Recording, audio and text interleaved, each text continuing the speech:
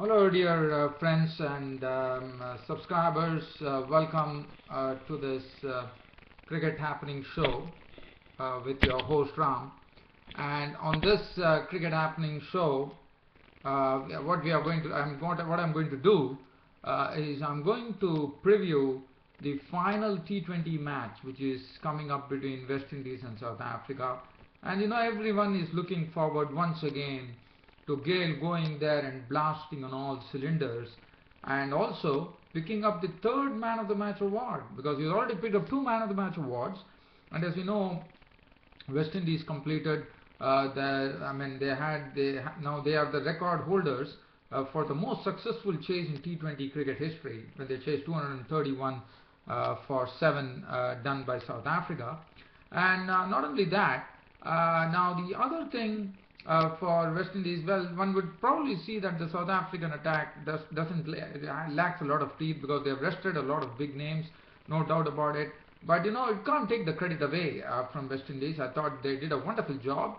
And well, so tomorrow, so what I'm going to do in this particular cricket broadcast is I'm going to do a preview of the final T20 match, which is coming up between West Indies and South Africa. It's going to be played at Kingsmead in Durban. And while I'm going to do the preview, and also once the preview is done, we'll also have a look at some cricket news. So first let us get on to this match, and so let's see what South Africa needs to do. For South Africa, it's a matter of actually salvaging something, because this is being played in their own turf, and even though all the big names have been rested, like Dale Steyn, AB de Villiers, there's no big name at all. I mean, very rarely, if you look at the South African lineup, it's a team of young hopefuls, one could say. So it will be very interesting. David Miller is the only one that I can see that who really could be termed as a big name there. And well, looking at the South African lineup, for South Africa, the problem has been that they have not been able to get Chris Gale's wicket. So definitely there is a $1 million prize on Chris Gale's wicket, and that is what they would like to do. So it would be very interesting to see the approach from the South Africans tomorrow, because in the previous match, the first T20 match, Gale scored at a very brisk rate, and that probably prompted South Africa to really go for the runs right from the word go. And now they are under immense pressure, because they would feel that whatever the score they put, it would probably be something that they couldn't really rest upon, because that's what West Indies showed by hunting down a big total. So just talking about South Africa, well, Mone van Wyk and really Rizzo would be opening the innings. Now the problem South Africa has been, they have not been able to get a good start. Now that is very essential tomorrow in the T20. And as I said, West Indies have already taken the series. It's a matter of formality, but for South Africa, they would at least like to get one win under the belt before in this third T20 match, which is the final match. Farhan Bardeen is also a very reliable player nowadays. David Miller, well, as I said, he's the only big name, and he really showed what a terrific hitter he can be. Justin Ontong, who is the captain, who is captaining the South Africa, as you know, really showed the way it has to be played. Actually, Justin Ontong is one who has really played well, no doubt about it. He really, even though he was there for a very brief stay at the crease, he definitely showed what he's capable of. And then the bowling.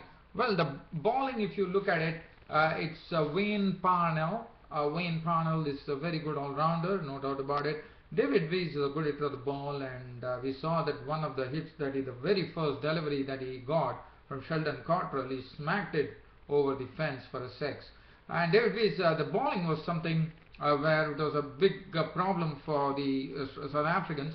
But David Weiss really redeemed himself by bowling I wouldn't say a good line. It's very difficult to bowl a good line to a marauding Chris Gale. But David Weiss, I thought, still did well.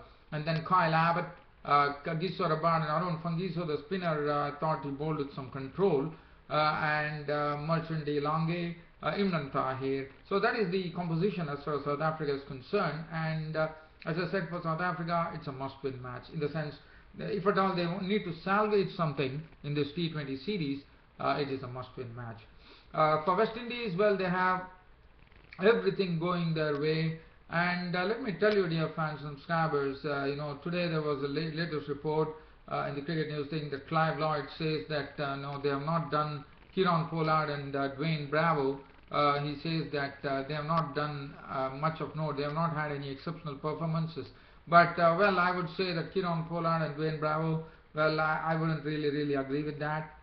There is something going on, because I thought Dwayne Bravo and Kieron Pollard have definitely put up some good performances, and they definitely merit an inclusion.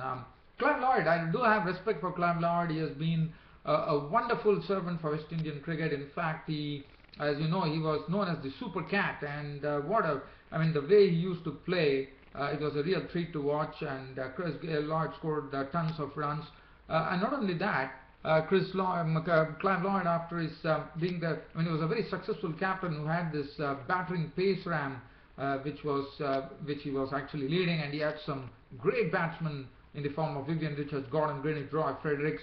That was the era where West Indies had the golden era when Clive Lloyd was the captain. So with all his experience, he went on to the ICC. He was the leading person in the International Cricket Conference Committee.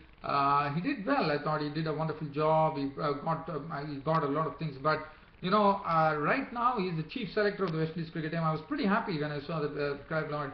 But to see that he says that Kieron Pollard and Dwayne Bravo have not done any exceptional performances, and to say that they are the persons who are going to be missing from the World Cup 2015.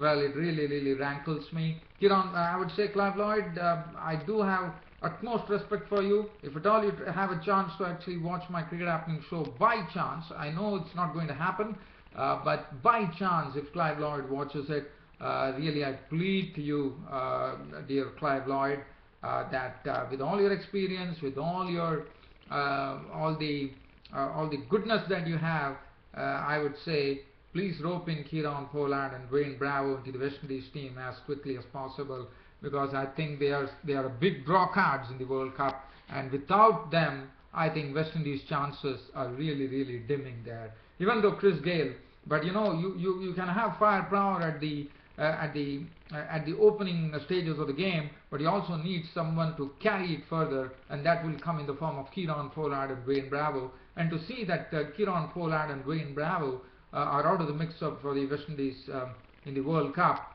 as I said, really rankles me. Well, anyways, as far as West Indies are concerned, Chris Gayle and Dwayne Smith, they have been having some good starts. Chris Gayle, as I said, South Africans would be definitely eyeing. They probably would be looking at his videos. I would have looked at his videos and probably trying to see where exactly to bowl to Chris Gayle to stop him in his tracks from actually hitting 4s and 6s.